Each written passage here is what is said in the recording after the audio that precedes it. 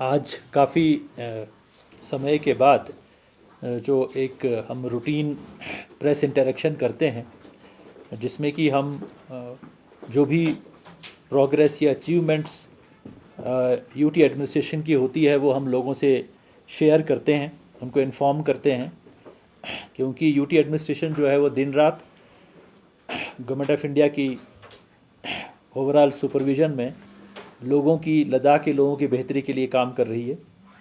तो एक यहाँ पे सबसे जो इम्पोर्टेंट इशू था कि यहाँ पे डोमिसाइल रूल्स नहीं बने थे और जिसके कारण हमारी रिक्रूटमेंट रुक गई थी, क्योंकि जो पहली स्टेज में जो रिक्रूटमेंट हुआ 2021 में जो हमने रेफ़र की पोस्ट वो एलआरसी के बेस पे की थी, जिसे हम लद्दाख रेजिडेंट सर्टिफिकेट कहते हैं, और वो बेसिकली पीआरसी था, मतलब परमानेंट रेजिडेंट सर्टिफिकेट जो जेएंडके का होता था उसी को हमने नाम दिया था एलआरसी।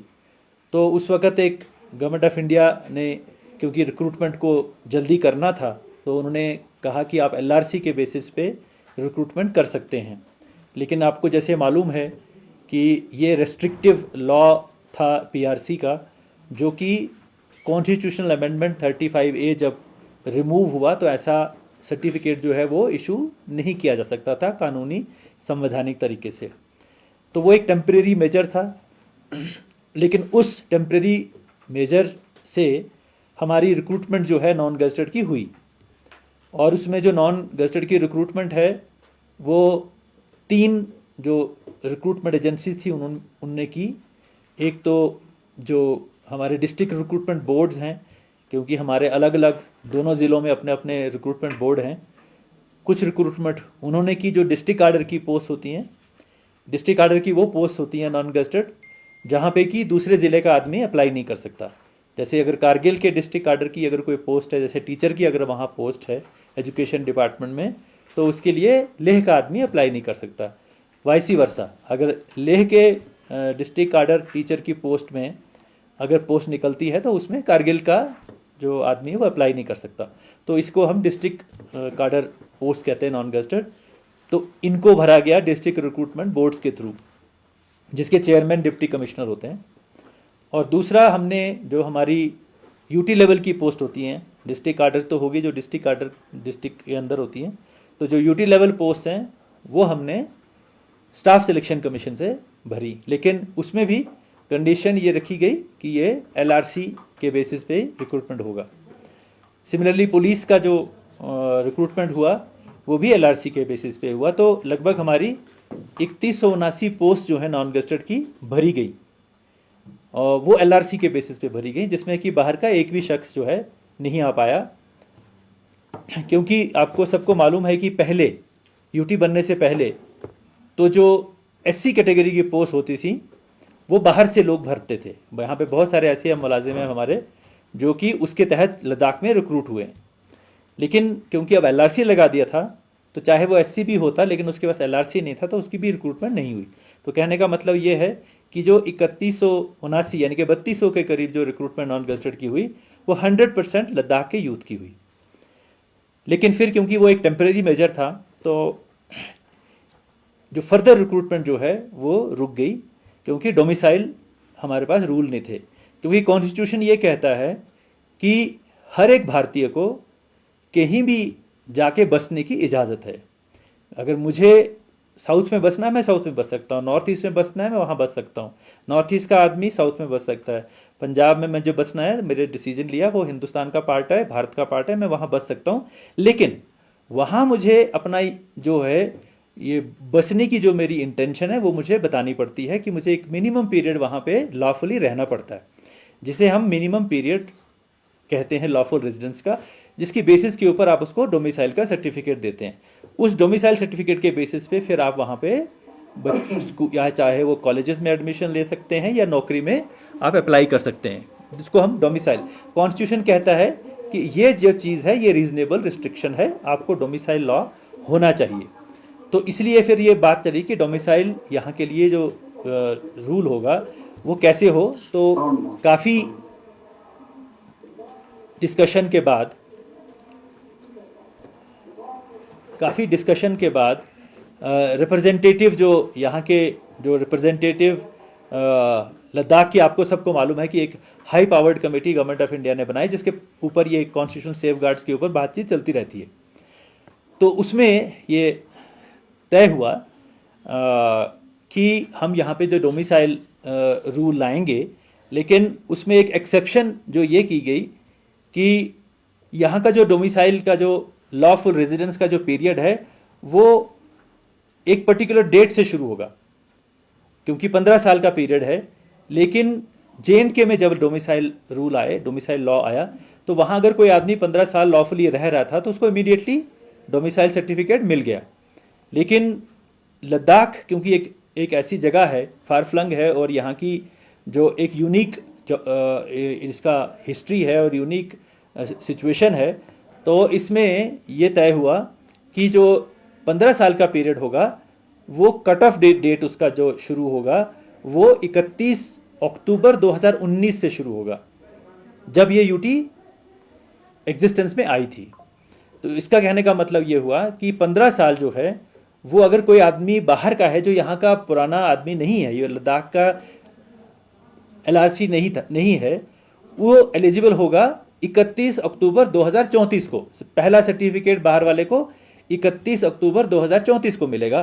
तो ये जो पीरियड आएगा बीच वाला, इसमें जो जितने भी ये नौकरी होगी या और जो चीज़ें होंगी वो सिर्फ 100% लद्दाख के लोगों को मिलेंगी। फिर इसके बाद एक और बात आ गई कि इवन ये बात तो एग्री हो गई और इसके ऊपर हमारा नोटिफिकेशन आ गया। साथ में ये बातचीत चल रही थी कि जो रिजर्वेशन है, क्योंकि लद्दाख जो है वो 99% जो है वो ST पॉपुलेशन पे बेस्ड है, तो रिजर्वेशन क्योंकि 50% से हम ऊपर नहीं जा सकते। ये तो आपको कॉन्स्टिट्यूशन का जो सुप्रीम कोर्ट का इस पर रिस्ट्रिक्शन है कि reservation in the public employment can not exceed 50%। ये एक ऑल ओवर द कंट्री ये नॉर्म है, सुप्रीम कोर्ट का नॉर्म है।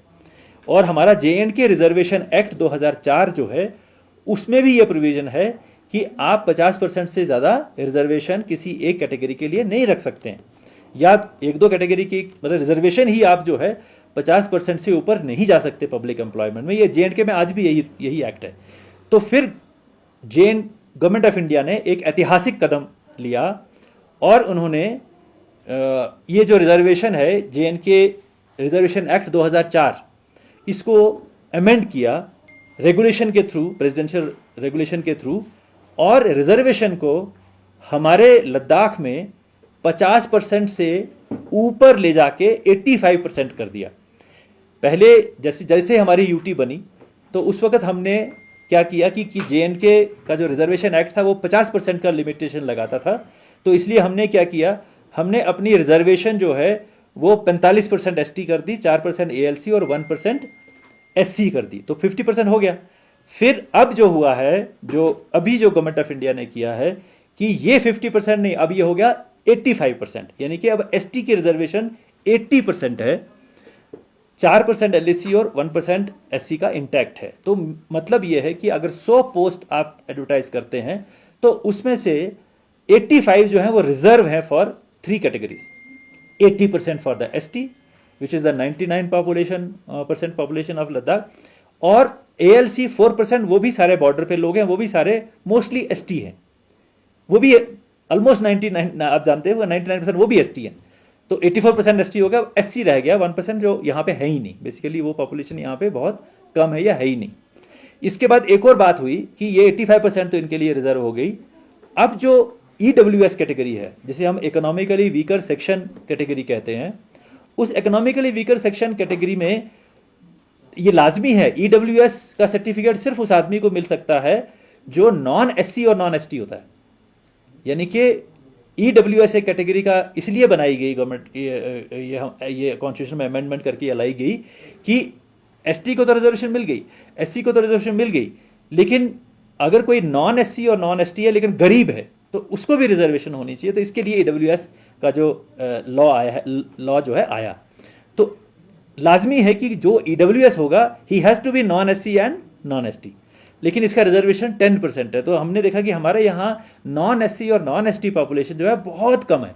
द्रास में कुछ थोड़ा सा इलाका है जहाँ पे हमारे non SC non ST population है, जो कि उनमें से कुछ लोग ऐसे हो सकते हैं जो कि 8 लाख जिनकी एनुअल इनकम से कम हो, तो वो एलिजिबल होते हैं ईडब्ल्यूएस के लिए। लेकिन 10 पोस्टों तो नहीं भर पाएंगे, हो सकता है एक ही भरे उनसे, या 2 भर जाएं ज़्यादा से ज़्यादा।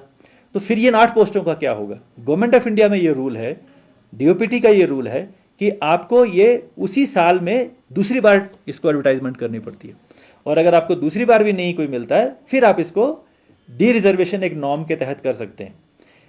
जेएनके में तो उन्होंने कहा कि इसको 3 बार आप डालिए, उसके बाद आप इसको डी रिजर्व कर सकते हैं। लेकिन लद्दाख की स्पेशल सिचुएशन को देखते हुए गवर्नमेंट ऑफ इंडिया ने इसमें भी अमेंडमेंट किया कि ईडब्ल्यूएस की पोस्ट अगर 10 हैं और उसमें से मान लीजिए ईडब्ल्यूएस सर्टिफिकेट वाले एक ही भर्ती है, 9 खाली रहती हैं, तो सेम मेरिट लिस्ट में उनको डी रिजर्व डिक्लेयर किया जाएगा और नीचे से जो बच्चे होंगे उनसे भरा जाएगा, जो कि 99% एसटी होंगे। तो कहने का मतलब ये हुआ कि 95% रिजर्वेशन जो है वो लोकल लद्दाखियों के लिए रिजर्व होगी। और फिर ये जो 5% है, ये भी तो कभी आएंगे नहीं, 34 के बाद ही आएंगे ये 5% भी, जो क्योंकि तभी तो कोई डोमिसाइल का सर्टिफिकेट इशू होगा। तो मेरे कहने का मतलब ये है कि ये बहुत बड़ी देरीना डिमांड थी जो पूरी हुई, और लोगों को बहुत बड़ा इसका 95% रिजर्वेशन का जो है, अब ये परमानेंट है, 95 इज परमानेंट, कभी भी इससे कम नहीं हो सकती। 5% 2034 के बाद हो सकता है कोई आदमी एक डोमिसाइल का सर्टिफिकेट ले आ सकता है, लेकिन वो फ्यूचर की बात है। दूसरा जो मैं इसके बारे में कहूँगा कि अब हमने क्या किया, जैसे ये रिजर्वेशन का जब बढ़ गया तो हमारे रिजर्वेशन रूल चेंज हो गए। तो हमने पहले रिजर्वेशन रूल चेंज किए, उस चेंज करने के बाद फिर हमने देखा कि हमारे पास कितनी वैकेंसीज जो हैं अब हम इसको भरने के लिए भेज सकते हैं, तो हमने रिक्रूटमेंट जो है उसको खोल दिया। आज की डेट में लद्दाख जो डिस्ट्रिक्ट रिक्रूटमेंट बोर्ड है लेह का, LAHD लेह का जो डिस्ट्रिक्ट रिक्रूटमेंट बोर्ड है, उसने अभी 16, आपने देखा होगा 16 जुलाई को एडवर्टीजमेंट अखबारों में आई है, जिसमें से उन्होंने 534 नॉन गजटेड डिस्ट्रिक्ट कार्डर लेह पोस्ट जो हैं उन्होंने उसकी एडवर्टीजमेंट कर दी है। कारगिल ने 474 नॉन गजटेड डिस्ट्रिक्ट कार्डर कारगिल की पोस्ट को है एडवर्टीजमेंट कर दी है। इनकी रिक्रूटमेंट का प्रोसेस जो है वो शुरू हो चुका है, और इसमें वही रूल लगेगा, 80% ST, 4% ALC, 1% SC, और EWS नहीं तो उसी में ST से उसको डी रिजर्व करके वो ST से भर जाएगा। तो ये जो है डिस्ट्रिक्ट रिक्रूटमेंट की पोस्टें लगभग 1008 जो हैं वो चली गई।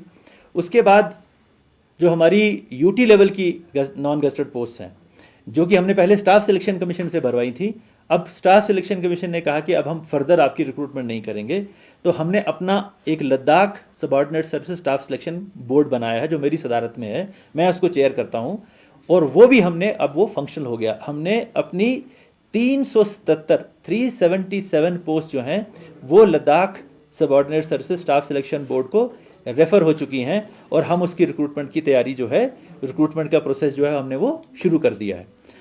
इसके अलावा जो सबसे बड़ी चैलेंजिंग बात ये आती थी कि नॉन गजटेड का रिक्रूटमेंट तो पहले भी हुआ था, डिस्ट्रिक्ट रिक्रूटमेंट बोर्ड ने जो कि मैंने आपको कहा कि 3200 पोस्टें हमने पहले भी भरी थी। तो मेन जो एक चीज़ हमारे पास रहती थी वो थी गजटेड पोस्ट नहीं भरी पा रही थी हमारी, डोमिसाइल रूल के मुताबिक के ना होने के कारण। तो अब जो है, क्योंकि अब हमारा डोमिसाइल रूल आ गया है, तो हमने इमीडिएटली जैसे हमने ये रूल किया, हमने यूपीएससी में अपनी पोस्ट जो है वो रेफर कर दी। आपको मालूम होगा कि यूपीएससी जो है वो सारे कंट्री का रिक्रूटमेंट करती है, और जब वो अपना रिक्रूटमेंट करती है तो जो रिक्रूटमेंट उन्होंने अगले साल करनी होती है उसका कैलेंडर वो पहले साल बनाते हैं। तो हमारा ये मसला जो है डिसाइड हुआ जून के महीने में। तो जब हम उनके पास गए इमीडिएटली, हमने कहा कि अब हमारे जो पोस्ट हैं, क्योंकि हमने इन द मीन वाइल हमने सारे रिक्रूटमेंट रूल जो है वो बना लिए थे, क्योंकि रिक्रूटमेंट रूल गजटेड के जो बनते हैं वो हम जो बनाते हैं वो पहले यूपीएससी से अप्रूव होते हैं, उसके बाद हम उसको नोटिफाई करते हैं। तो ये रिक्रूटमेंट रूल की एक्सरसाइज तो हमने कंप्लीट कर दी थी, लेकिन आपने कहा कि अब हम आपको पोस्ट रेफर कर सकते हैं। तो उन्होंने कहा कि आप जो हैं बहुत लेट आए हैं, ये रिक्रूटमेंट जो हमने करनी है इस साल, उसका कैलेंडर तो हम पिछले साल बना चुके हैं। तो फिर हमने गवर्नमेंट ऑफ इंडिया की इंटरवेंशन हुई, एमएचए का इंटरवेंशन हुई, हम उनसे जाके खुद मिले, मैं मिला, जॉइंट सेक्रेटरी एमएचए के साथ में थे, और हम लोग जो वहाँ जब हमने यूपीएससी में स्पेशल रिक्वेस्ट की कि आप हमें कोई तो हमारी रिक्रूटमेंट शुरू कर दीजिए, क्योंकि हमारे बच्चे 5 साल से गजटेड पोस्ट पे रिक्रूटमेंट नहीं हुई है। तो उन्होंने भी इस बात को माना और ये बड़ी खुशी की बात है। हमने वहाँ पे लगभग 224 पोस्ट भेज दी। जो हमारे 3 पोस्टें हमें बहुत ज़रूरी चाहिए थी गजटेड पोस्ट की, जो अर्जेंट थी। एक तो डॉक्टर्स, हमारे 175 हमारे सैंक्शन स्ट्रेंथ है, लगभग 175-80 हमारी सैंक्शन स्ट्रेंथ है। उस सैंक्शन स्ट्रेंथ के अगेंस्ट 125 खाली थी। मतलब हमारे पास 100 अगर 75 डॉक्टर हैं, पोस्टें हैं, तो 125 खाली थी मेडिकल अफसर। वो हमारी अर्जेंट रिक्वायरमेंट थी। ये तो हम एनएचएम के थ्रू हेल्थ सिस्टम चला रहे हैं, वरना हमारे डॉक्टर जो हैं, जो हमारे हॉस्पिटल्स में एक्चुअल हमारे हेल्थ डिपार्टमेंट के होने चाहिए, वो है नहीं। इतनी ज़्यादा खसारा वहाँ पे है। तो हमने कहा कि ये 125 मेडिकल ऑफिसर की पोस्ट आप एक्सेप्ट कर लीजिए, इसको रिक्रूटमेंट करना एज ए स्पेशल केस। और हमारे जो लेक्चरर हैं स्कूल एजुकेशन के, वहाँ भी हमारा बहुत ज़्यादा जो है डिफिसिट है लेक्चरर स्कूल एजुकेशन में। एक वो हमारे 67 पोस्ट हैं, वो ले लीजिए। और हमारे अकाउंट्स असिस्टेंट, अकाउंट्स ऑफिसर्स 32 पोस्टें हमने कहा कि ये हमारी हैं, आप इनको भर दीजिए। तो उन्होंने एग्री कर लिया। तो ये 224 पोस्टें, 125 मेडिकल ऑफिसर की, 67 लेक्चरर्स की और 32 अकाउंट्स ऑफिसर की जो है वो हमने वो रेफर कर दी।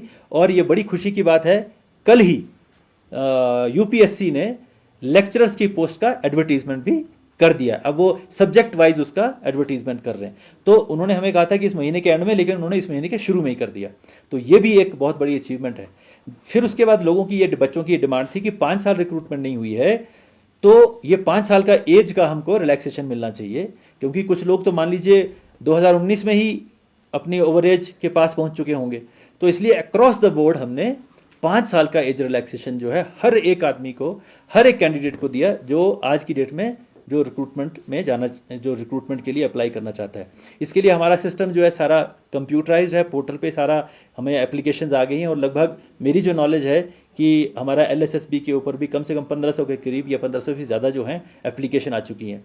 मेरा सब नौजवानों से ये अपील है कि ये गोल्डन अपॉर्चुनिटी है आपके लिए। बहुत सारी एम्प्लॉयमेंट के अपॉर्चुनिटी खुल चुकी हैं और आप जो है पूरा ध्यान अपना जो है वो अपना करियर बनाने में लगाएं। और उन आने वाले दिनों में जो एग्ज़ाम होगा, आने वाले दिनों में जो टेस्ट होंगे, क्योंकि कैंडिडेट का अगर पोस्ट अगर मान लीजिए 100 पोस्ट हैं, अगर एप्लीकेशन अगर 2000 आती है, तो फिर एक टेस्ट करना पड़ता है, एक टेस्ट लेना पड़ता है स्क्रीनिंग के लिए। तो आप उसकी तैयारी करें। और बच्चों को जो भी आपको एज रिलैक्सेशन चाहिए थी वो भी दी जा चुकी है। आपका जो हमने डोमिसाइल सर्टिफिकेट का जो सिस्टम है वो भी हमने बहुत एफिशिएंट बनाया है। किसी को भी अगर डोमिसाइल सर्टिफिकेट लेने में कोई भी तकलीफ अगर होती है तो हमें इमीडिएटली बता दें। हम चाहते हैं कि हमारे जितने भी ये लंबरदार हैं, हमारे पटवारी हैं, हमारे जो नायब तहसीलदार हैं, उनका इस वक्त एक ही काम होना चाहिए कि लद्दाख के बच्चों का जो सर्टिफिकेट्स बनने हैं, चाहे वो एसटी का सर्टिफिकेट बनना है, चाहे वो एससी का सर्टिफिकेट, एससी तो बहुत कम है, ईडब्ल्यूएस का सर्टिफिकेट बनना है, एएलसी का सर्टिफिकेट बनना है, तो उसके ऊपर ध्यान दें। सारे मुलाजिमों का ये फर्ज बनता है, लंबरदार से लेकर ऊपर तक, कि वो किसी और काम में ना पढ़ें, वो इन बच्चों की फ्यूचर के लिए पूरे तरीके से, और अगर ये जो है इस काम में लग जाएं, क्योंकि हमें इन बच्चों के सर्टिफिकेट इमीडिएटली इशू करने हैं।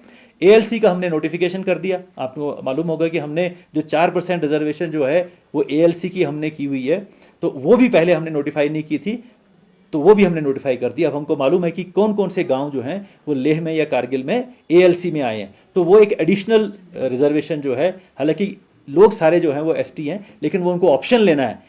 उनको अप्लाई करते वक्त ये ध्यान रखना है एएलसी के बच्चों को कि क्या वो एएलसी में अप्लाई करना चाहते हैं या एज एन एसटी अप्लाई करना चाहते हैं।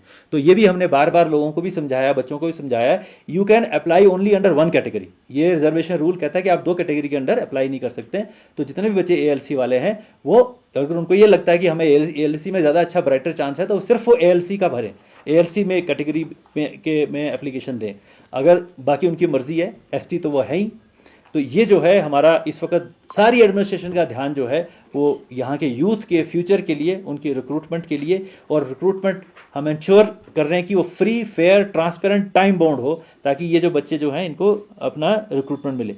दूसरा जो हमारा मेन इशू ये था कि इन दिनों मेरी लास्ट मीटिंग में और अभी जो प्रेस कॉन्फ्रेंस में दी है, कि एक बहुत पुरानी डिमांड थी कि एलएचडीसीज के अंदर जो वुमेन रिजर्वेशन जो है वो उसको होना चाहिए।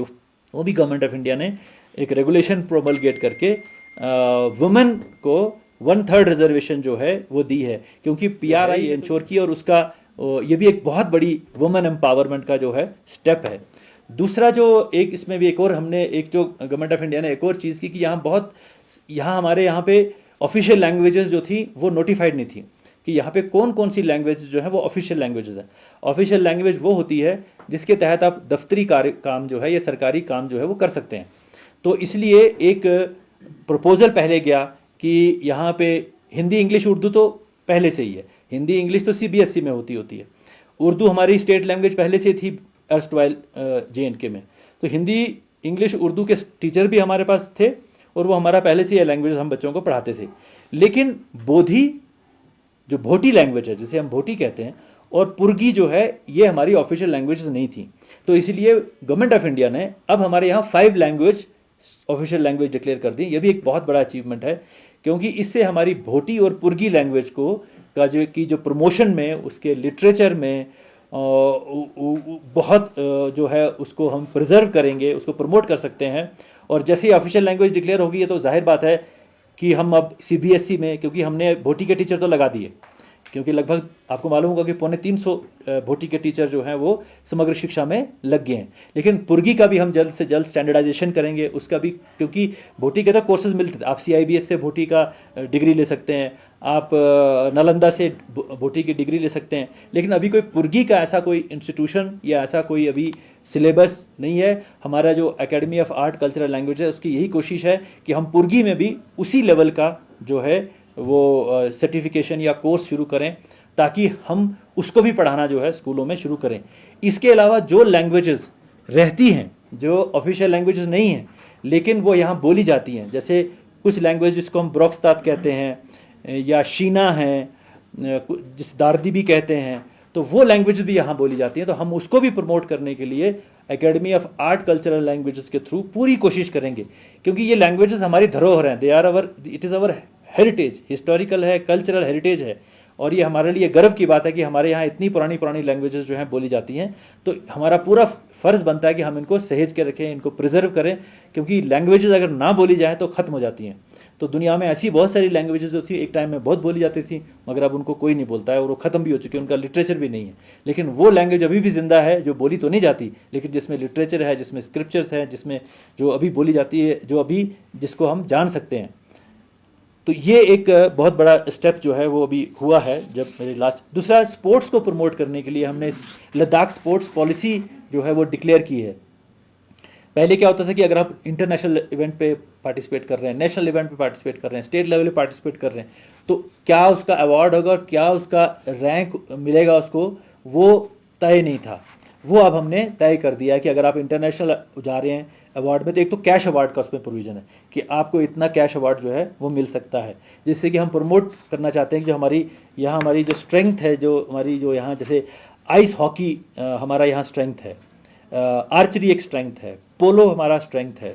तो ये जो चीज़ें हैं इनको हम प्रमोट कर रहे हैं। आइस हॉकी को प्रमोट करने के लिए हमने अपनी यहाँ पे गवर्नमेंट ऑफ इंडिया ने हमारा जो अपनी आइस हॉकी फेडरेशन है उसका गठन किया है, क्योंकि हमारे यहाँ इस वक्त जो नेशनल लेवल पे चल रही है उसको आइस हॉकी एसोसिएशन कहते हैं, क्योंकि ये एसोसिएशन जो होती है वो सेमी इंडिपेंडेंट टाइप की होती हैं, ये सरकार की एजेंसीज नहीं होती।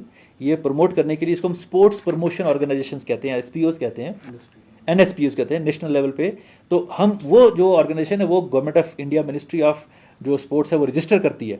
फिर आगे उसको प्रूव करना होता है कि वो कितने टूर्नामेंट करा ले, कितने वो अपने साथ खिलाड़ियों को जोड़ सके, कितना वो रिसोर्सेज इकट्ठा कर सके, ताकि वो कल को इंटरनेशनल ओलंपिक एसोसिएशन के साथ उसका एफिलिएशन हो। क्योंकि अगर उसका नाम नहीं होगा, उसके साथ लोग नहीं होंगे, बच्चे नहीं होंगे, तो इंटरनेशनल ओलंपिक एसोसिएशन उसको रिकॉग्नाइज नहीं करती। तो हमारी पूरी कोशिश है कि हमारी जो अपनी अब आइस हॉकी फेडरेशन बनी है, जो कि लद्दाख के लोगों की है, और जो दूसरे इसके साथ जुड़ चुके हैं वो सारे लोग जो वहाँ से लेके अरुणाचल, आपका सिक्किम, उत्तराखंड, ये सब लोग भी इस एसोसिएशन से जुड़ चुके हैं। ये लोगों के से, यहाँ के लोगों के से मिली हुई बनाई हुई अपनी एसोसिएशन है। हम चाहते हैं कि इसको ये प्रॉस्पर हो, कल को ये बहुत सारे टूर्नामेंट करे, बहुत सारे खिलाड़ियों को आगे ले जाए, इनसे नेशनल टूर्नामेंट करवाए, और फिर इंटरनेशनल ओलंपिक एसोसिएशन में इसका एक्रेडिटेशन हो जाए। फिर हमने इसके अलावा हम ये भी सोच रहे हैं कि ये जो बच्चों को अवार्ड तो मिल गया, किसी को लाख मिला, किसी को 50,000 रुपये मिला, लेकिन वो कोई पूरा सारी उम्र काम नहीं आता है। तो हम ये भी प्रपोज कर रहे हैं कि रिजर्वेशन में भी अगर किसी ने इंटरनेशनल इवेंट किया है, किसी ने नेशनल इवेंट किया, तो उसके हिसाब से उनका भी रिजर्वेशन, हॉरिजॉन्टल रिजर्वेशन जो है उसके ऊपर भी काम जो है वो चल रहा है। हमारे यहाँ पे माउंटेन्स एक्सपेडिशन एक बहुत बड़ा स्पोर्ट्स है, लोग बाहर से आते हैं। हमारे यहाँ एक्सपेडिशन की एजेंसीज़ हैं जो लोगों को पहाड़ों पे जो है समिट करवाती हैं, एक्सपेडिशन करवाती हैं। तो पहले कोई पॉलिसी नहीं थी, यानी कि कैसे जो एक टूर ऑपरेटर है माउंटेन एक्सपेडिशन कराने वाला, उसके पास क्या क्या इक्विपमेंट होना चाहिए, क्या उसके पास डॉक्टरी या मेडिकल की क्या फैसिलिटी होनी चाहिए, उसके पास इक्विपमेंट कैसे होना चाहिए, खुद कितना ट्रेंड होना चाहिए कि वो लोगों को 18,000 20,000 फुट ऊंची माउंटेन पे ले जाए, क्योंकि ये रिस्की स्पोर्ट्स होती है। अगर आप इसको एक्सपर्ट नहीं है तो आप उसमें जान का खतरा भी हो सकता है, आप किसी खाई में गिर सकते हैं। ठंड से अगर आपको माउंटेनिंग नहीं आती है तो आप जो है स्लिप कर सकते हैं। तो वो सारी चीज़ें जो हैं, डॉक्टरी, उसकी अपनी ट्रेनिंग, वो सेफ्टी कितनी है, इक्विपमेंट सेफ कितना है, वो सारा जो है माउंटेनिंग पॉलिसी हमने लाया। और दूसरा हमने ये किया कि जब हमारी अपनी माउंटेनियरिंग पॉलिसी नहीं थी, हमारा अपना यहाँ कोई ऐसा सिस्टम नहीं था जहाँ हम रजिस्टर करते, तो होता क्या था कि दिल्ली से ही जो इंडियन माउंटेनियरिंग फेडरेशन है, वहीं से ही वो उनका माउंट एक्सपेडिशन जो है वहीं से रजिस्ट्रेशन होती थी, वहीं से रजिस्ट्रेशन करके वो यहाँ पे एक्सपेडिशन करते थे। अब हमने ये किया है और गवर्नमेंट ऑफ इंडिया ने इसको ऑर्डर भी इशू कर दिया है। हमने उनको अप्रोच किया था कि यहाँ पे 2 किस्म की पीक है, एक रिजर्व पीक है जो कि इंडियन माउंटेनिंग फेडरेशन करवाती है, दूसरी ओपन पीक्स हैं जिसमें जो रिजर्व नहीं है, डी रिजर्व्ड हैं, वो कोई भी, और यहाँ पीक्स की तो कमी नहीं है। तो वो हमारे लोगों को वो वही करें, वो इंडियन माउंटेनिंग फेडरेशन ना करे। तो वो गवर्नमेंट ऑफ इंडिया ने एग्री कर लिया है। तो अब इससे हमारी अपनी जो लोकल हमारी जो माउंटेनिंग फेडरेशन है या माउंटेनिंग जो एसोसिएशंस हैं उनको बहुत बूस्ट मिलेगा, क्योंकि हमने अपने जो डिप्टी डायरेक्टर्स हैं, जो आपके स्पोर्ट्स ऑफिसर्स हैं, उनको हमने अथॉरिटी बना दिया है जो ये रजिस्टर कर सकते हैं एक्सपेडिशंस को। एडवेंचर टूरिज्म के ऊपर कोई पॉलिसी नहीं थी यहाँ पे। मान लीजिए आप बंजी जंपिंग करा रहे हैं, तो बंजी जंपिंग में क्या क्या सेफ्टी होनी चाहिए वो यहाँ नहीं था। रैपलिंग आप करवा रहे हैं, रॉक क्लाइंबिंग करवा रहे हैं, आइस क्लाइंबिंग करवा रहे हैं, तो 13 किस्म की स्पोर्ट्स यहाँ पे जो है वो होती हैं, लेकिन वो सभी अनकंट्रोल थी, अनरेगुलेटेड थी। उसमें जो कर रहा है, चलो वो तो उसको तो कुछ ना कुछ तो एक्सपीरियंस होगा, तभी वो खोलता था ये ऑपरेट करता था ऐसी चीज़ें। लेकिन जो आदमी, जो आम आदमी था, उसकी कोई प्रोटेक्शन नहीं थी। तो इसलिए अब हमने हर एक 13 स्पोर्ट्स के लिए एक एडवेंचर स्पोर्ट्स पॉलिसी बनाई है। क्या मिनिमम रिक्वायरमेंट होंगी, क्या उसको ट्रेनिंग होगी, क्या उसके पास सर्टिफिकेट होंगे, क्या उसके पास इक्विपमेंट होगा, क्या उसके पास मेडिकल एड की फैसिलिटीज़ होंगी, ताकि जो भी आदमी कोई रैपलिंग करना चाहता है, कोई बंजी जंपिंग करना चाहता है, कोई वो रोप पे जो क्या कहते हैं उसको, जो जिप लाइन करना चाहता है, तो वो सेफ हो, मतलब करें वो। मगर जो आदमी जिप लाइन पे जा रहा है उसकी सेफ्टी भी इंश्योर करना हमारा काम है, क्योंकि अगर ऐसा 1-2 एक्सीडेंट हो जाएगा तो सारी जो एडवेंचर स्पोर्ट्स है यहाँ की बदनाम हो जाएगी और वो हमारे लिए बहुत नुकसानदेह होगी। तो इसलिए ये भी हमने जो है इसके लिए भी पॉलिसी जो है तश्कील की है। एक बहुत बड़ी डिमांड यहाँ की थी कि यहाँ मेडिकल कॉलेज नहीं है। तो मैंने पहले भी बहुत बार आपसे कहा कि हमारे यहाँ मेडिकल कॉलेज जो है उसकी जो है स्थापना जो है बहुत डिले हो गई है। तो क्योंकि उसमें पहले रिक्रिएशन ऑफ स्टाफ की ज़रूरत थी, तो अब हमारा जो है 245 फैकल्टी और डॉक्टर्स का क्रिएशन जो हो चुका है, गवर्नमेंट मिनिस्ट्री ऑफ फाइनेंस ने क्रिएट कर दिया है, और उसमें से लगभग 99 के करीब जो हैं वो आउटसोर्स बेसिस पे हैं। तो लगभग कोई 350 के करीब पोस्टें सैंक्शन हो चुकी हैं न्यू मेडिकल कॉलेज ले के लिए। अब उसके जो बनाने की, जो कैंपस बनाने की और जो मेडिकल जो हमारा यहाँ एसएनएम है उसको अपग्रेड करना है हमें, वो 200 बेड का है, उसको 350 बेड करना है। तो वो जो 150 बेड एडिशनल बनाना है, उसका ब्लॉक उसकी अप्रूव होना है। ये 3 प्रोजेक्ट जो हैं, एक तो मेडिकल कैंपस बनेगा जो फारका में जो जगह है, यहाँ पे एक नया एडिशनल ब्लॉक बनेगा 350 बेड के लिए, और हॉस्टल्स बनेंगे बच्चों के लिए। तो ये 3 कंपोनेंट है, ये 785 करोड़ का प्रोजेक्ट है। इसका भी अप्रूवल जो है ministry of health and family welfare से आने वाला है। वो वहाँ पे एक उनका बोर्ड होता है, PIB बोर्ड होता है, उन्होंने इसको अप्रूव करना है, और जल्दी हमें उम्मीद है कि कुछ दिनों के अंदर उसका अप्रूवल भी आ जाएगा जिससे हम टेंडरिंग कर सकेंगे। लेकिन उससे पहले हम कोशिश करेंगे कि मेडिकल कॉलेज जो है वो कोशिश करेंगे हम कि अगले साल तक वो किसी भी तरीके से, क्योंकि बिल्डिंग तो यहाँ नहीं बन सकती एक साल में, लेकिन कुछ टेम्प्रेरी एकोमोडेशन करके, कुछ लैब्स बना के, कुछ गैलरी टाइप के टेम्प्रेरी लेक्चर हॉल बना के हम ये कोशिश करेंगे कि अगले साल से हमारा मेडिकल कॉलेज फंक्शनल हो जाए।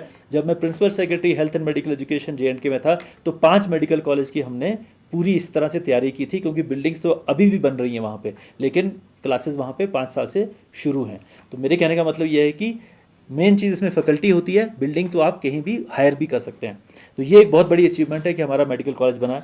हम अब पूरी कोशिश कर रहे हैं कि जो हमारा जो इंजीनियरिंग इंस्टीट्यूट जो हम कारगिल में बनाने जा रहे हैं, हम गवर्नमेंट ऑफ इंडिया के साथ रेगुलर परस्यू कर रहे हैं कि हमारा इंजीनियरिंग जो इंस्टीट्यूट है वो national institute of engineering type का जो है इंस्टीट्यूट जो है वो हमारे कारगिल के लिए आए।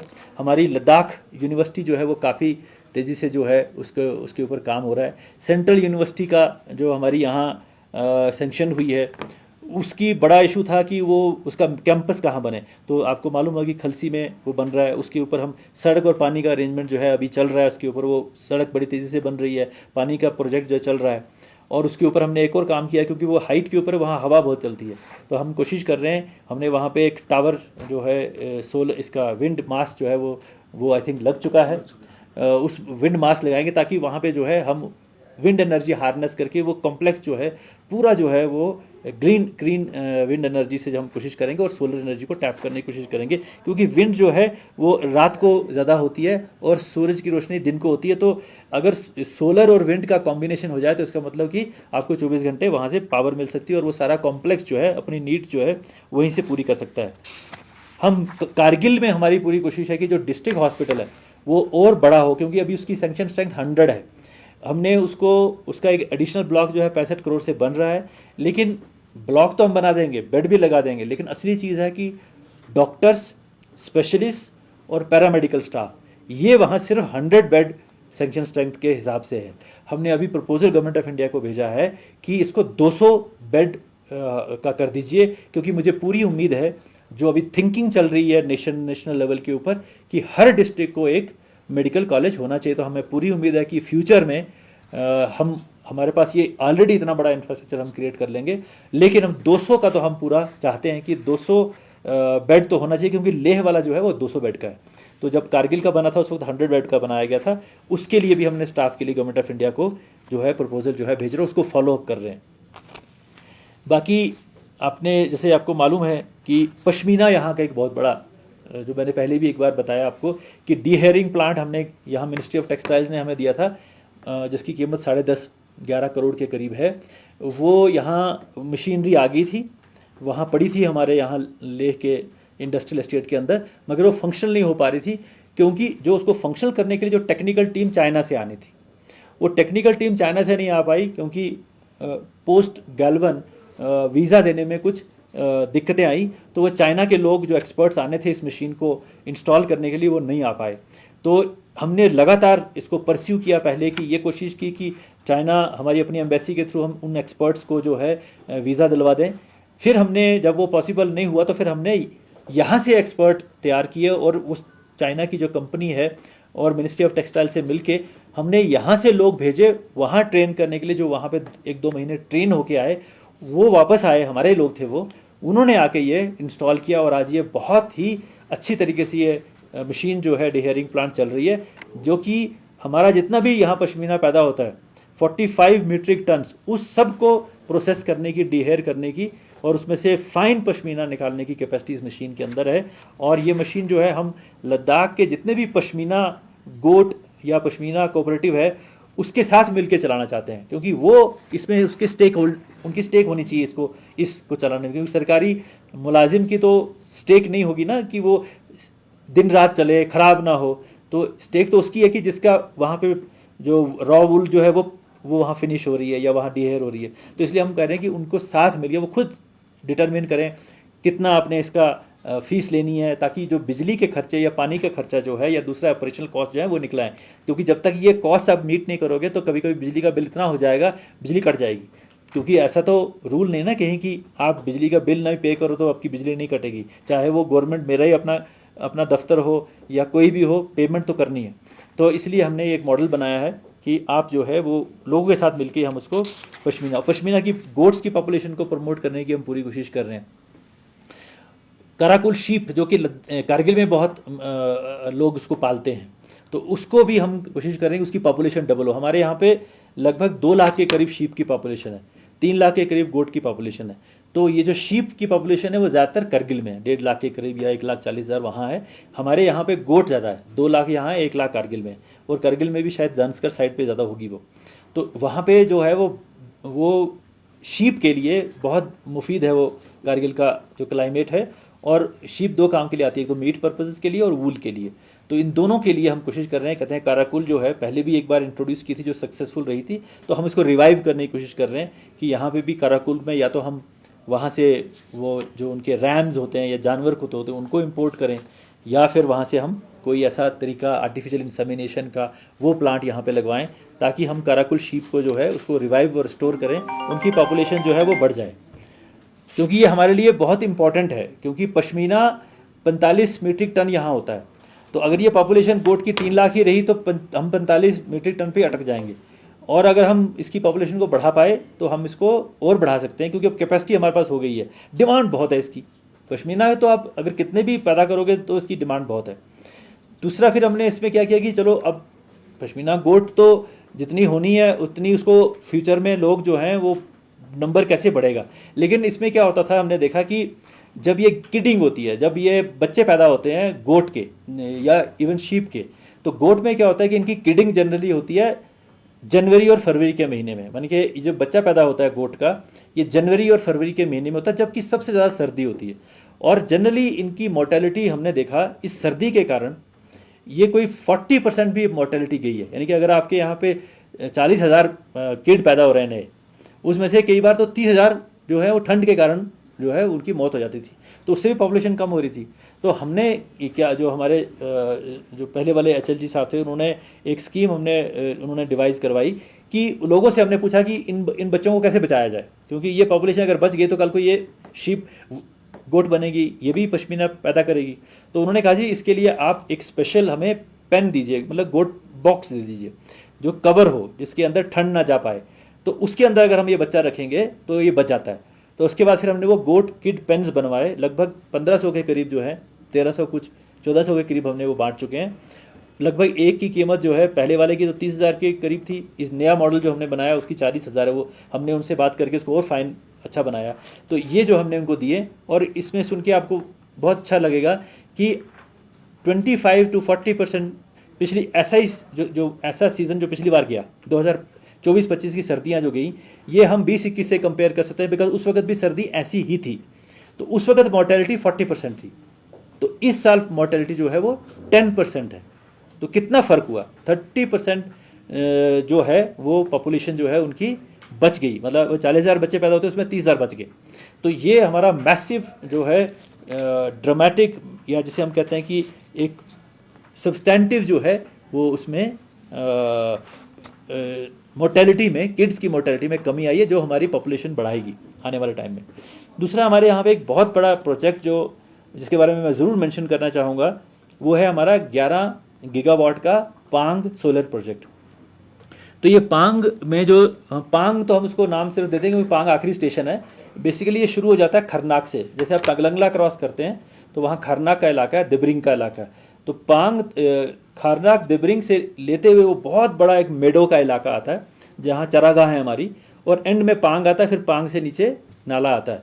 तो ये सारा इलाका जो है लगभग 50,000 एकड़ के करीब या 48,000 एकड़ के करीब जो है, यहाँ यूटी बनने से बहुत पहले, यूटी बनने से 4-5 साल पहले ये बात चली कि हम इस इलाके में एक सोलर, क्योंकि हमारी सबसे जो हमारे यहाँ गोल्ड नहीं होता, हमारे यहाँ कोई स्टील या आयरन ओर नहीं है, हमारे यहाँ कोई एल्यूमिनियम नहीं निकलता है, हमारे यहाँ कोई इतना मिनरल नहीं निकलती, मगर हमारे यहाँ पे सोलर गोल्ड है। मतलब हमारे यहाँ पे इतना ज़्यादा सोलर पोटेंशियल है कि आप जो हैं यहाँ 365 दिनों में 310 या 320 दिन यहाँ सनी डे होते हैं, क्योंकि बाकी कंट्री में नहीं होता, वहाँ मानसून होती है तो बादल आ जाते हैं। यहाँ पे मानसून नहीं होती है, इसलिए यहाँ पे 320 डेज 365 दिनों में सनी होते हैं। और हाइट के ऊपर हैं हम 4,000 मीटर के ऊपर, तो उसमें क्या होता है कि डायरेक्ट सन लगता है, यहाँ पे लोगों को सन बर्न हो जाता है अगर आप बाहर जाएं तो, क्योंकि एटमॉस्फेयर थिन है, तो डायरेक्ट सन जो है नीचे आता है। तो अगर हम सोलर पैनल लगाएंगे मैक्सिमम पावर का जनरेशन होता है। तो उस सोलर एनर्जी को हार्नेस करने के लिए यहाँ का जो, जिसको हम नेचुरल इरेडिएशन इंडेक्स कहते हैं, वो 7 के करीब है, मतलब हाईएस्ट है, वन ऑफ द हाईएस्ट है। वही पैनल अगर आप जम्मू में लगाएंगे तो हो सकता है पावर बहुत कम जनरेट हो उसमें, लेकिन यहाँ लगाएंगे हो सकता है। इसलिए हम चाहते हैं कि यहाँ जो हमारा सोलर गोल्ड है उसका हम मैक्सिमम जो है उसको हम हार्नेस करें। लेकिन इसके ऊपर एक हम इसको प्रूव, क्योंकि हमें इसमें डिमांड, हमें इसमें सबसे बड़ी दिक्कत ये आ रही थी कि ये हमारे चरागाह हैं, जहाँ पे ये हम लगाना चाहते हैं वो चरागाह हैं, तो वहाँ पे हमारी पश्मीना गोट रहती है, क्योंकि वो भी हमारे लिए इतनी इंपॉर्टेंट है। तो इसलिए हमने ये जो सारे जो एक्सपर्ट्स हैं उनसे बात करके कहा कि क्या ये आप ऐसी टेक्नोलॉजी बताओ कि जो पैनल लगे तो उसके नीचे ग्रेजिंग पॉसिबल हो। हम ऐसा पैनल नहीं लगाएंगे, क्योंकि ग्राउंड माउंटेड आपने देखे होंगे, वो तो ज़मीन पे लगाते हैं हम, उसके नीचे से तो आप ग्रास, वो तो फिर कवर कर लेगा ग्रास को, उसके नीचे तो ग्रेजिंग नहीं हो पाएगी। तो हमने कहा कि आप ऐसा टेक्नोलॉजी बताओ कि ग्रेजिंग पॉसिबल हो। तो उन्होंने कहा जी ऐसे मॉडल भी होते हैं। एक जगह उन्होंने राजस्थान में भी टेस्ट करके देखा है कि अगर आप ऊंची हाइट का सोलर पैनल लगाते हैं, 5 फुट की हाइट का, तो उससे नीचे जो है, क्योंकि भेड़ बकरी 1.5 या 2 फुट की उसकी हाइट होती होगी, तो वो उसके नीचे जो है आराम से चर सकती है। तो वो उन्होंने कहा कि हम जो है ये टेक्नोलॉजी हम यहाँ लगाएंगे। मैंने कहा अगर आप ये टेक्नोलॉजी नहीं लगाएंगे तो यहाँ ये पॉसिबल नहीं है ये प्लांट लगाना, ना ही लोग परमिट करेंगे, क्योंकि हम भी नहीं चाहते कि हमारी ग्रेजिंग अफेक्टेड हो, हमारे नोमैड्स अफेक्टेड हो। तो उन्होंने कहा नहीं, टेक्नोलॉजी अवेलेबल है, कॉस्टली होती है, 10% कॉस्ट एक्स्ट्रा लगती है। अगर मान लीजिए दूसरा वाला टेक्नोलॉजी से अगर मान लीजिए 10 करोड़ का पर मेगावाट है तो ये 11 करोड़ की पड़ेगी। तो हमने कहा वो तो आपका काम है देखना, मगर हम जो है हम नहीं चाहते कि आप इसको ग्रेजिंग अफेक्टेड हो।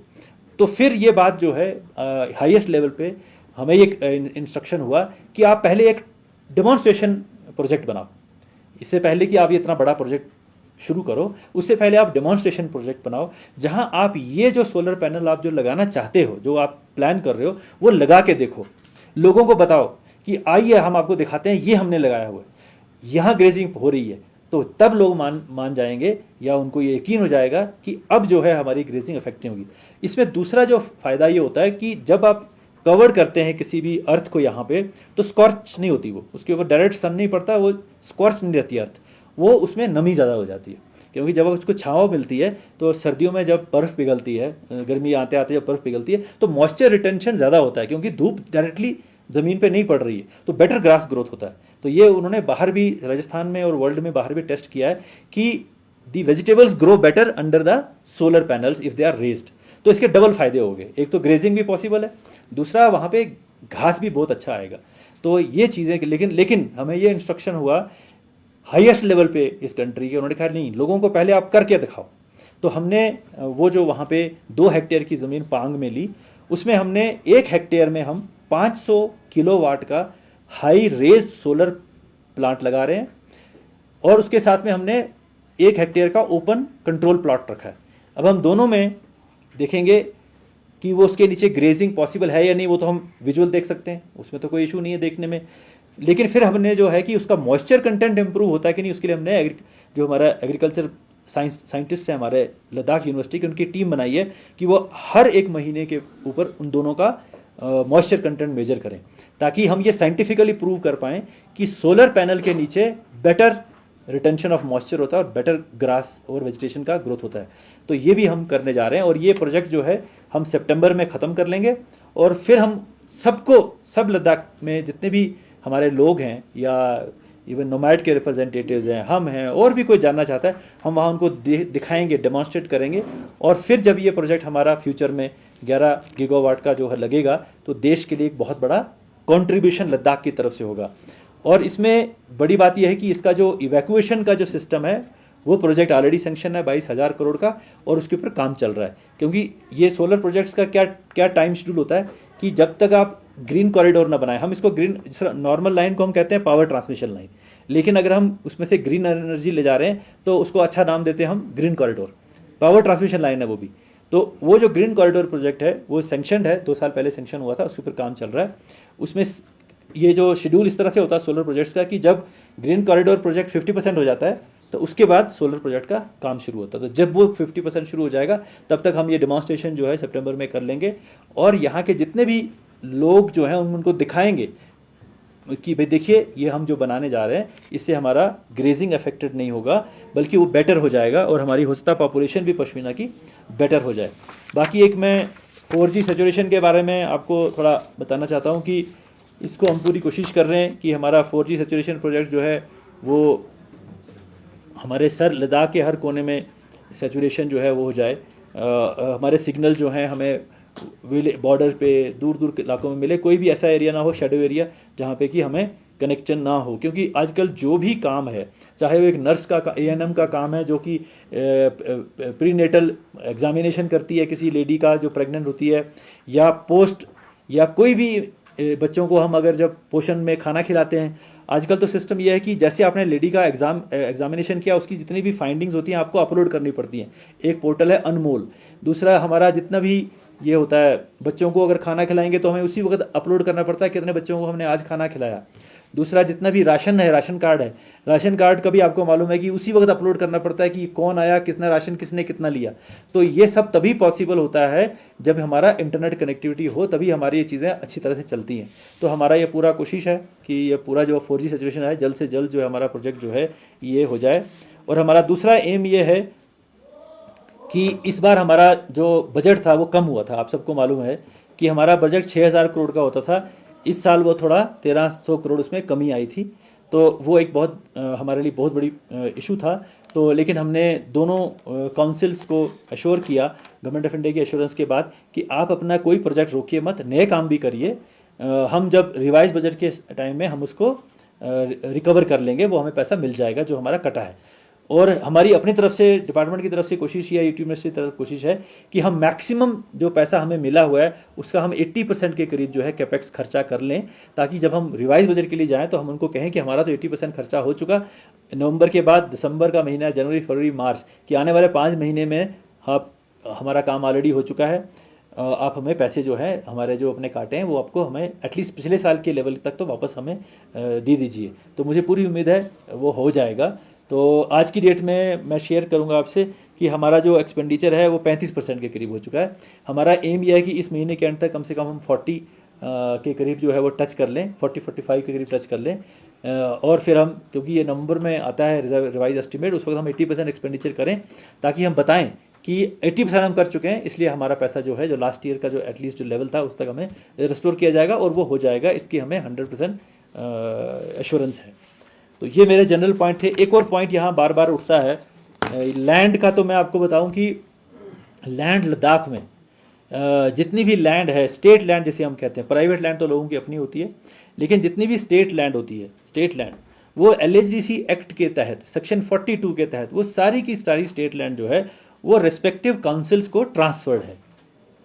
1997 का जो एक्ट है उसके तहत जितनी भी स्टेट लैंड लद्दाख के अंदर है वो रिस्पेक्टिव काउंसिल्स को ट्रांसफर्ड है for efficient use and management. ये एक्ट कहता है, section 42 of the LHDC act. तो हम उसको पूरा उसी के ऊपर उसको मान के चलते हैं कि लैंड का जो एफिशिएंट यूज एंड मैनेजमेंट है वो रिस्पेक्टिव LHDCs जो हैं वही करती हैं। इसमें एक इशू ये आया कि और यहाँ की क्योंकि ज़मीन जो है पड़ी हुई है, ओपन है, तो उसमें जनरली अगर किसी को, क्योंकि यहाँ खरीद फरोख्त भी कम होती है, लैंड है ही कम, तो ऐसा भी नहीं है कि कोई किसी के पास, अगर मान लीजिए किसी के पास 200 कनाल है उसमें से उसने 1 कनाल बेच दी, तो ऐसा भी नहीं है।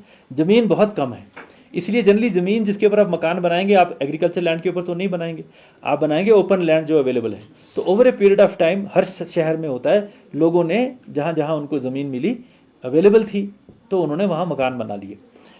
किसी, अब उसके 2 तरीके थे, या तो आप वहाँ बनाइए। कई बार हमारे पटवारियों ने एक तरीका, एक ऑर्डर होता है ऐलान नंबर 38, उसमें हम कहते हैं नवतोड़।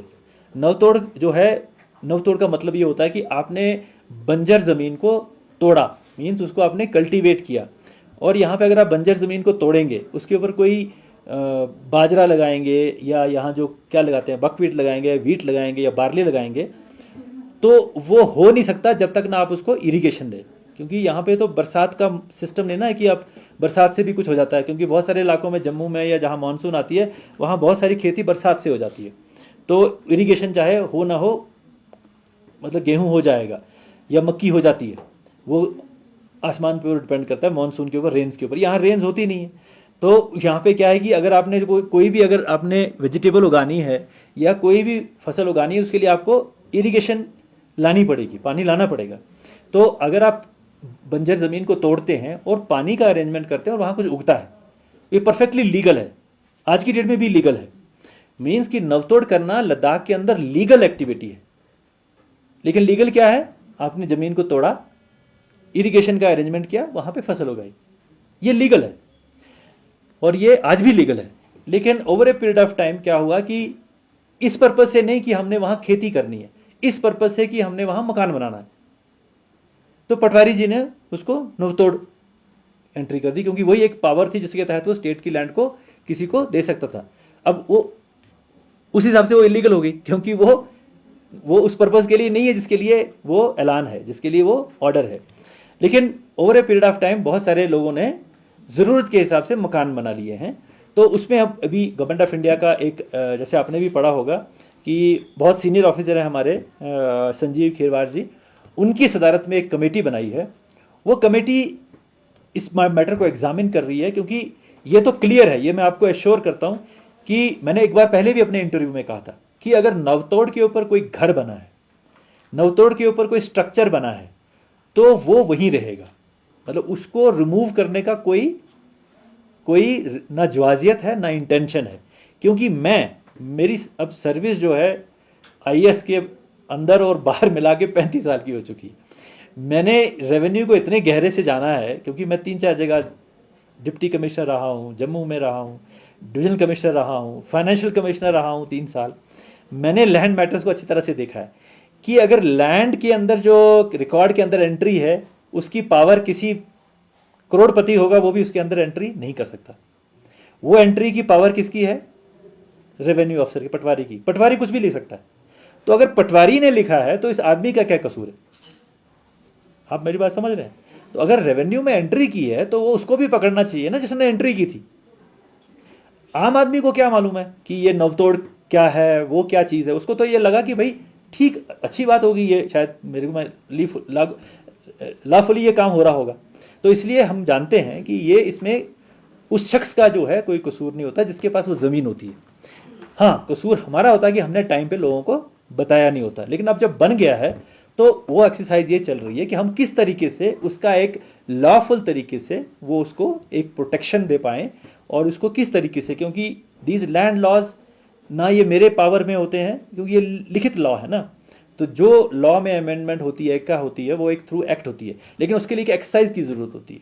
तो हम ये कोशिश कर रहे हैं कि ये एक नवतोड़ में जितनी भी कंस्ट्रक्शंस हुई हैं, नवतोड़ के ज़मीन पे नवतोड़ लिखा है लेकिन ऊपर घर बना है, तो वो प्रोटेक्ट हो जाए, उसमें कोई लोगों को दिक्कत ना आए। और मैं आपको एश्योर करता हूँ by being the chief secretary of this unit territory of Ladakh कि उस पर कोई आंच नहीं आएगी। हम तो यही चाहते हैं कि बल्कि उनका रेगुलराइज हो जाए।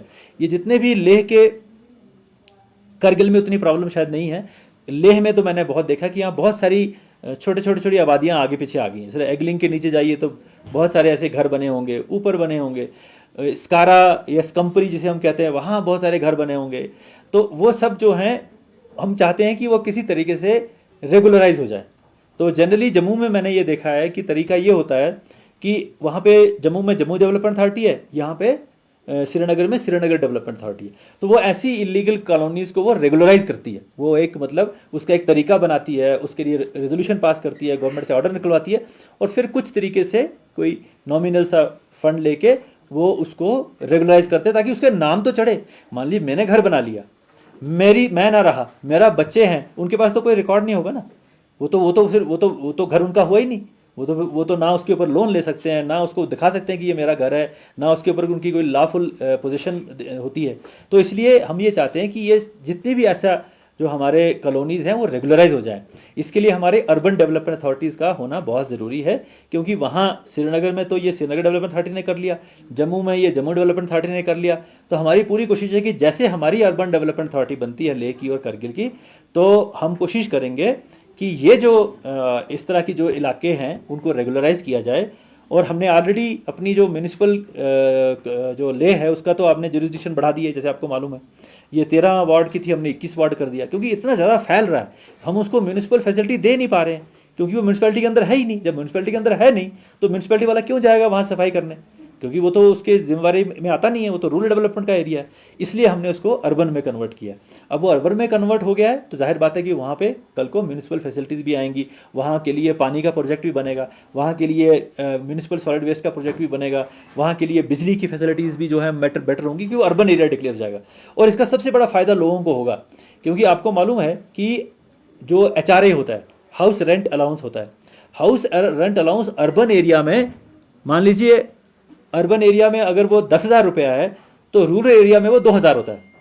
तो जितने भी ये जो इलाके हैं जो रूरल एरिया में आते थे, या मान लीजिए अगर अपने चोगलाम शहर में कोई सेंट्रल गवर्नमेंट का ऑफिसर किसी प्राइवेट घर में रह रहा है, तो वहाँ पे तो उसका जो DDO मांगेगा कि आप कहाँ शहर में रहते हैं कि गाँव में रहते हैं। वो बोलेगा जनाब शहर में रहते हैं, तो वो कहते हैं चोगलाम शहर में, लेकिन चोगलाम शहर तो शहर में है ही नहीं, इसका मतलब आप अर्बन एरिया में नहीं रहते, तो उसको जो HRA मिलेगा वो 2,000 मिलेगा। लेकिन अगर अब वो जो हो गया अर्बन बन गया, अब उसको 10,000 मिलेगा। तो वहाँ की प्रॉपर्टीज़ की वैल्यू भी बढ़ गई ना, क्योंकि अब वो म्यूनिसिपल एरिया के अंदर आ गया। तो फैसिलिटीज़ जो हमने देनी है वो तो देनी है। तो मेरे कहने का मतलब ये है कि नवतोड़ का जो हम कोशिश कर रहे हैं, किस तरीके से ये जो है हम उसको लोगों की इंटरेस्ट को ध्यान में रखते हुए उसको हम जो करें। इसमें एक बात मैं और कहना चाहूँगा कि एक तो होता है ज़रूरत के हिसाब से सरकार की ज़मीन पे कब्जा करना, एक होता है लालच के हिसाब से सरकार की ज़मीन पे कब्जा करना। दोनों में फ़र्क है। और हम आप जो अभी मैं आपको बता रहा हूँ वो उसके लिए बता रहा हूँ कि जो ज़रूरत के कारण हुआ है, जो उनकी मजबूरी थी, उन्होंने 10 मरले के ऊपर अपने तो अभी तो हमने 4 मरले से 10 मरले कर दिया कॉमन लैंड रेगुलेशन में।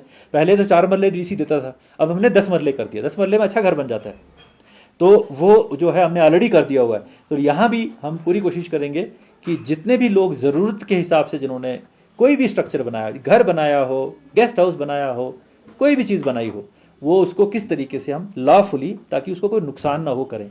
अब ग्रीड जस्ट बिकॉज मैंने कब्जा करना है, आगे बेचनी है, आगे ट्रांसफ़र करनी है सरकार की प्रॉपर्टी, वो एक अलग इशू है, वो अलग है, वो अलग चीज़ है। तो ये मैं आपको थोड़ा सा बताना चाहता था कि सब जो लोग हैं वो एडमिनिस्ट्रेशन दिन रात लोगों की बेहतरी में काम कर रही है, और हम पूरी कोशिश करेंगे कि लद्दाख के अंदर जो इतना पॉजिटिव एनवायरनमेंट अब बना हुआ है, वो पॉजिटिव एनवायरनमेंट जो है और अच्छा हो, और लोगों की नौकरियां हों, चाहे उनकी एजुकेशन हो, चाहे उनकी और दूसरी चीज़ें। हम जितने भी अब जो सर्टिफिकेट्स वगैरह हमें लेने पड़ते हैं, हम उसको डीरेगुलेशन बहुत बड़ी तरीके से कर रहे हैं। और पिछले दिनों ये कंसेंट टू एस्टैब्लिश और कंसेंट टू ऑपरेट का सिस्टम आया। सारे जो हमारे गेस्ट हाउसेज हैं वो कहने लगे जी हमारा तो 1% भी रजिस्टर्ड नहीं है।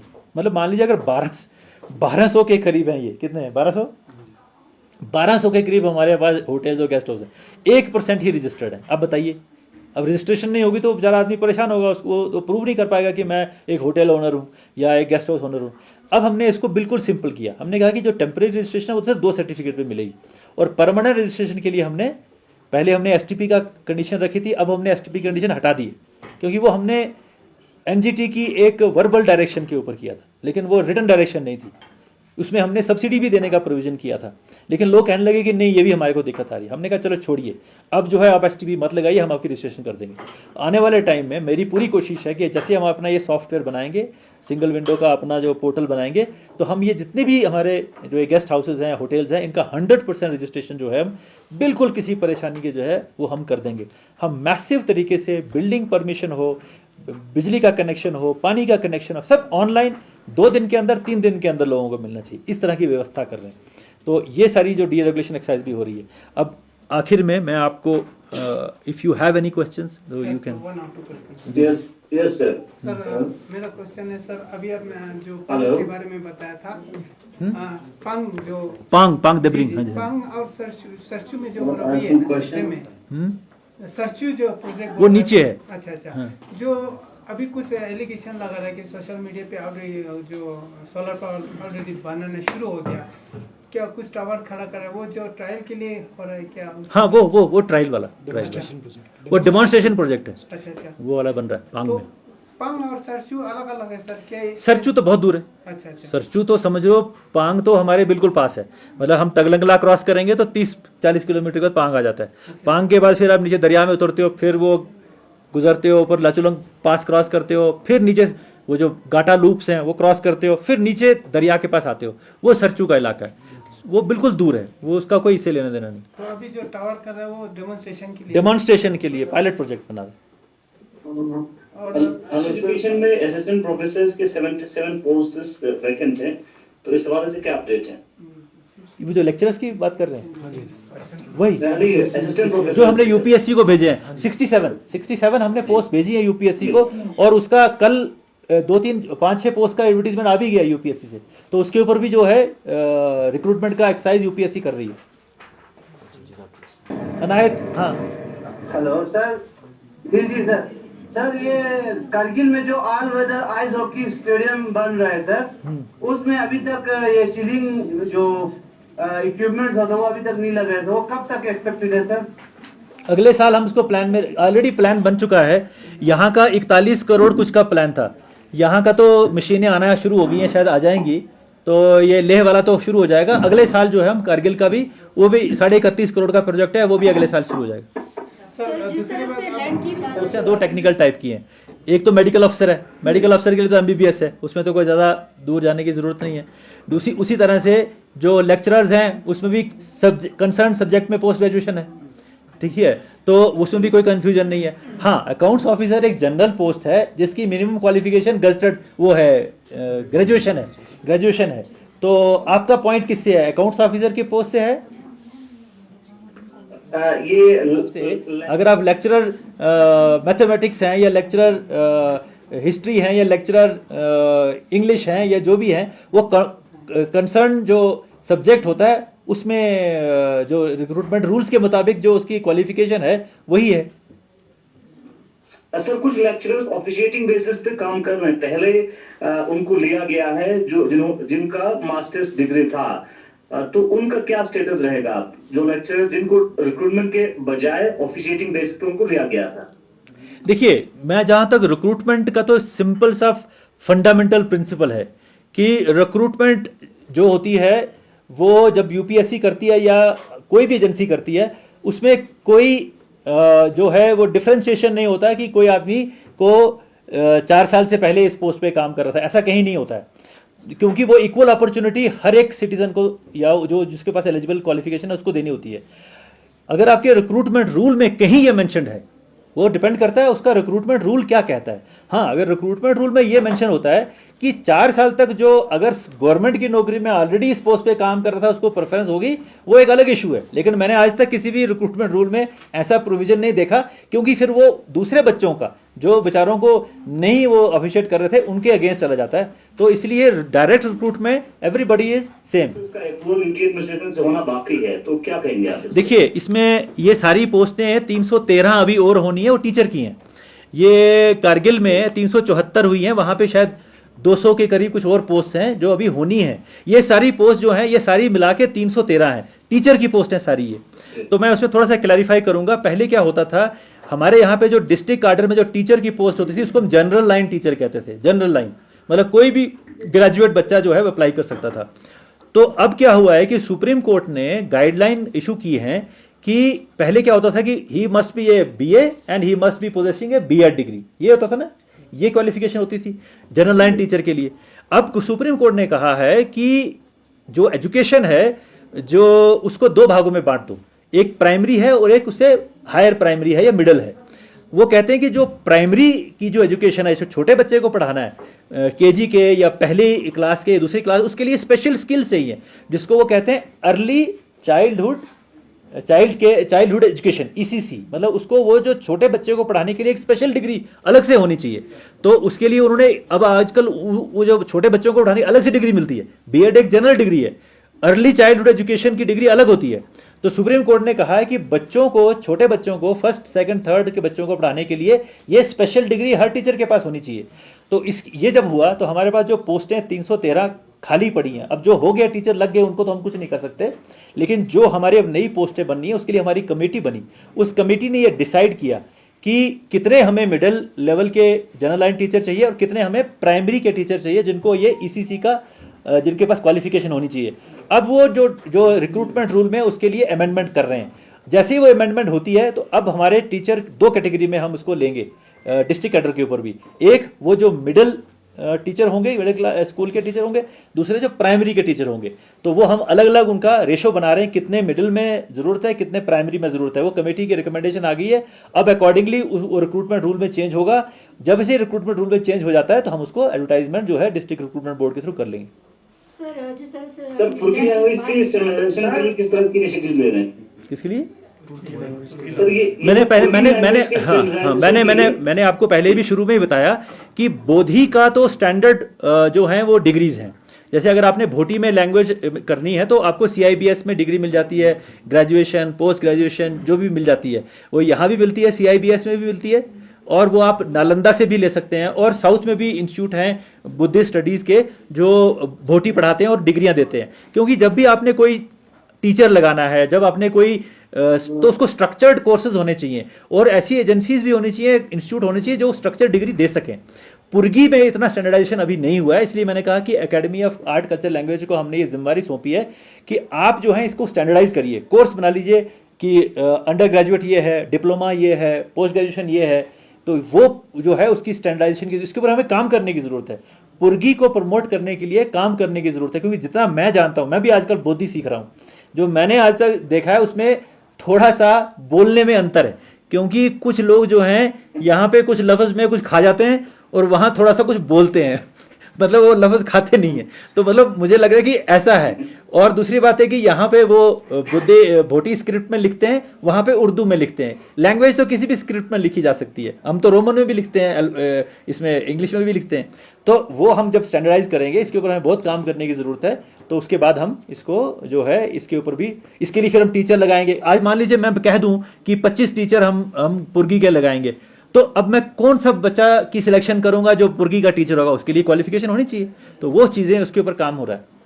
सर जिस तरह आपने बताया लैंड पॉलिसी के हिसाब से तो अभी आपने कहा स्टेट लैंड पे जो नीड से ज़्यादा कब्जा करे, अपनी प्राइवेट प्रॉपर्टी है जो भी हो, उस हिसाब से स्टेट लैंड पॉलिसी जो है वो डिफाइन नहीं है। क्योंकि लद्दाख का जो इन्वायरमेंट देखा जाता है तो अभी आप देख सकते हैं हर जगह पे पहाड़ तोड़ के बनाया जा रहा है, जो कि इन्वायरमेंट को बहुत ही नुकसान है लद्दाख के खासकर फ्रेजाइल इन्वायरमेंट को देखते हुए। तो इस पे आप क्या कहेंगे, किस तरह से? देखिए लैंड, वैसे मैंने कहा ना कि it is already transfer to the LHDC। तो हम लैंड के मसले में जो भी काम करेंगे वो हम LHDC के कंसल्टेशन से ही कर सकते हैं, ठीक है ना।